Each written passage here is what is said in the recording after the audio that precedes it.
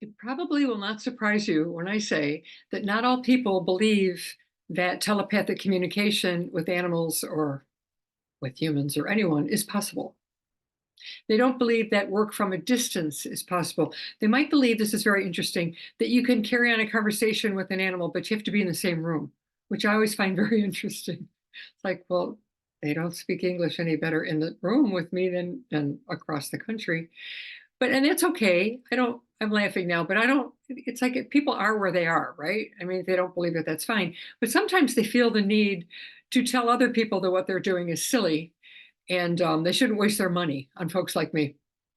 So here's a quick story and a longer story. The quick story is that a woman came to me because her dog had died and she wanted me to speak with him. He had passed. He was gone, and I can speak to them when they've passed. And it was a very lovely reading, and she was very pleased by it, and she thanked me. And then she came back later, a couple weeks, something, and said that her father had told her that I was a thief, or that what I did wasn't real, and then I had ripped off her money. And it's just making me emotional. And she'd felt really bad that she'd perhaps been, ripped off. I'm like, why is she telling me this? And then she said, but a friend of hers, maybe her sister, said to her, did it make you feel better? And she said, yes. And the friend said, well, then she didn't rip you off. So I thought that was really, I mean, I did talk to the animal, but that was irrelevant. I mean, because things I said, she said, how'd you know that about my animal? Well, because he told me. So, that was a really nice attitude, and people's need to rain on your parade. So I just want to, just want to tell you to trust your own instincts. Okay, so here's another story. A woman came to me. I do neuromuscular retraining, which is a kind of movement reeducation that's based on the Feldenkrais method. And I learned it. It was a 2-year training. I learned it in person. It's done. But I realized at some point that I could do it from a distance. I know it sounds crazy, doesn't it? To me too, it took me years. I'd been a practitioner for some time before I realized that I could do it from a distance. So how I found out was a woman called me and asked me to come work with her horse.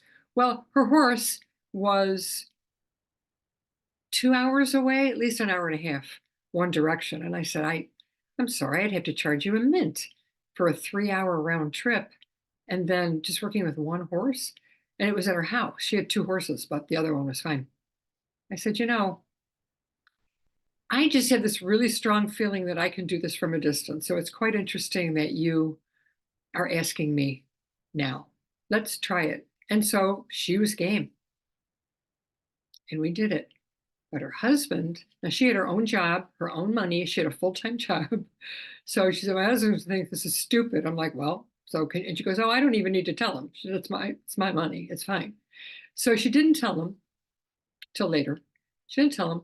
And the horse had been extremely sore, it had been biting. She was in a lot of pain. So long story short, I gave her a session from a distance. And that afternoon, her husband got home from work before she did. She hadn't told him yet. She had every intention of telling him, just not yet.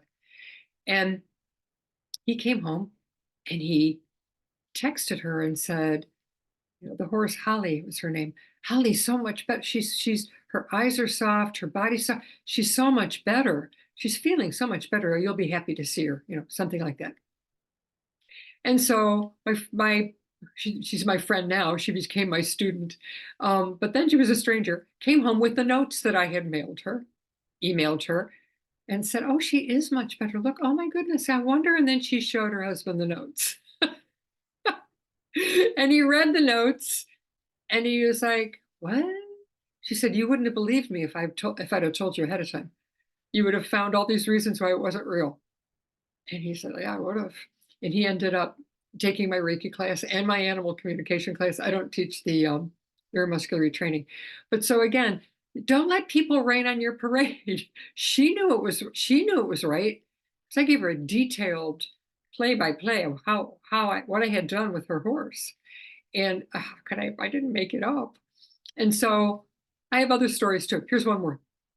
I don't want to get this to get too long, but I was standing in a line years ago, standing in a line at a tack sale, at a tack shop, and there was a sale. And it's nothing I wanted. It was a really expensive store, but I wanted to take a drive. So I went. I ended up, buying a T-shirt because I was like, well, I'm going to buy something. And I bought this really cool T-shirts. And I'm waiting in this incredibly long line to pay for my T-shirt. And I'm talking to this woman about barefoot, keeping your horse barefoot. And she said, this is when barefoot just started coming. I mean, a lot of farriers don't put shoes on, but this is a specific kind of trim. And it was just coming into the Midwest, was just starting to pay attention to how healthy it is to keep your horses barefoot. So she said, I I really want to do that. That makes sense. I've been reading about it, and it just makes total sense. I mean, the horses in the wild don't have shoes on. And I said, so you going to take your horse barefoot? And she goes, oh no, my vet doesn't believe it. I said, I'm sorry, what? She said, I have to wait until my vet gets on board and then he says that it's okay. And I was like flabbergasted. I've never forgotten that. So again, these are all women. Again, ladies, trust your instincts. Do your due diligence, find out about the practitioner, and all of that is important. But don't let people tell you something that you know is true isn't true. Gaslighting. Okay, so that's my message for the day. Trust your instincts and your animal's instincts. I'm Pam Sorellis, Winged Horse Healing, and I'll talk to you soon. Bye.